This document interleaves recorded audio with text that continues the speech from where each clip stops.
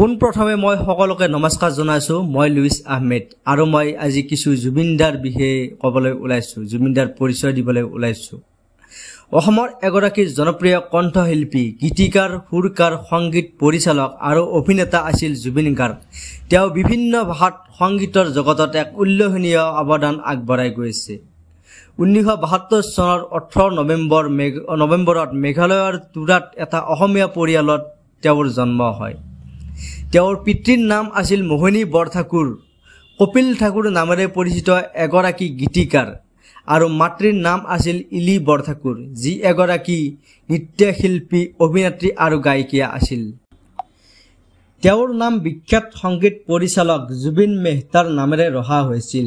গাৰ্গ গোত্ৰ ব্যৱহাৰ কৰি তেওঁ জুবিন গাৰ্গ হিচাপে জনপ্ৰিয়তা লাভ কৰে। 2002 চনৰ 4 ফেব্ৰুৱাৰীত তেওঁ ফেশ্বন ডিজাইনাৰ গৰিমা শইকীয়া গাৰ্গৰ সৈতে বিবাহ পাশত আবদ্ধ হৈছিল।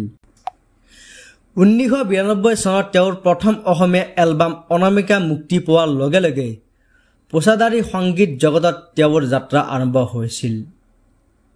মাজভাগত তেওঁ বলিউডত কাম কৰিবলৈ মুম্বাইলৈ যায়। তাত কেইবাটাও হিন্দী এলবাম মুক্তি দিয়ে। 2006 চনত মুক্তি পোৱা গেংষ্টাৰ বোলছবিৰ ইয়া আলী গীতটোৰ বাবে তেওঁ শ্ৰেষ্ঠ নেপথ্য গায়কৰ বঁটা লাভ কৰে। তেওঁৰ প্ৰায় 40টাতকৈ অধিক ভাষাত প্ৰায় 40,000ৰো অধিক গানত কণ্ঠদান কৰিছিল।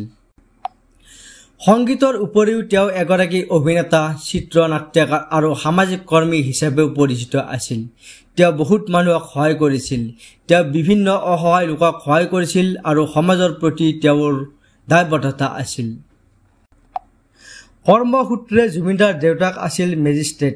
সেয়ে চাকৰিৰ খাতিৰত বিভিন্ন ঠাইত ঘূৰি ফুৰিবলগীয়া হৈছিল তেওঁলোকৰ পৰিবাৰ।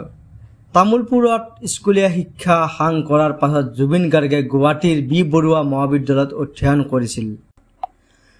1992 চনত গুৱাহাটী বিশ্ববিদ্যালয়ত অনুষ্ঠিত আন্তঃৰাষ্ট্ৰীয় যুৱ মহোৎসৱত পাশ্চাত্য একক সংগীত পৰিৱেশনত সোণৰ পদক লাভ কৰিছিল জুবিন গাৰ্গে।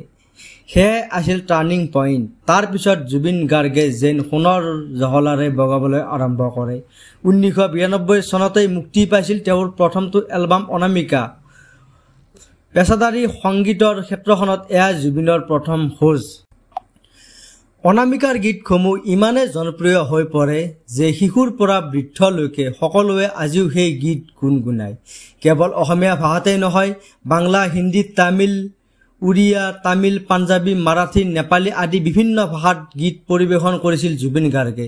তাৰোপৰি অসমীয়া বিভিন্ন জনগোষ্ঠীৰ ভাষা যেনে বড়ো, কাৰ্বি, মিচিং, ৰাভা, আদিবাসী, চাহ জনগোষ্ঠীৰ ভাষাতো জুবিন গাৰ্গে অলেখ গীতত কণ্ঠ নিগৰাইছিল। কণ্ঠশিল্পীৰ উপৰিও জুবিন গাৰ্গ এগৰাকী সফল সংগীত পৰিচালক, ছবি নিৰ্দেশক আৰু সু অভিনেতাও।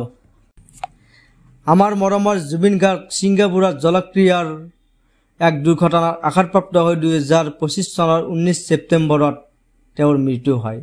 তেওঁৰ মৃত্যুৰ পিছত সমগ্ৰ অসম শোকাচ্ছন্ন হৈ পৰিছিল।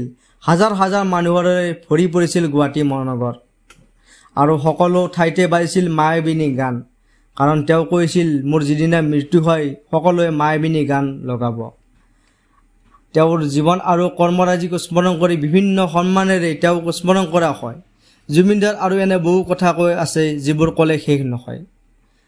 আৰু এই ভিডিঅ'টোৰ যোগেৰে যিখিনি ক'লোঁ আপোনালোকে বুজি পাইছে চাগে। আৰু সকলোলৈ ভিডিঅ'টো শ্বেয়াৰ কৰি দিব যাতে সকলোৱে জানিব পাৰে জুবিনদাৰ কথা। আৰু বহু কথা আছে এনেই যি কথা আমি অন্য ভিডিঅ'ৰ যোগেৰে আপোনালোকলৈ প্ৰেৰণ কৰিম। ভিডিঅ'টো যিমান পাৰে সিমান শ্বেয়াৰ কৰি দিব। ধন্যবাদ। জয় অসম, জয় জুবিনদা। আৰু আপোনালোক সকলোৱে জুবিনদাক ভাল পায়, সেই হেতুকে জুবিনদাৰ কাৰণে এটা কমেণ্টত জয় জুবিনদা বুলি লিখি দিব। ধন্যবাদ।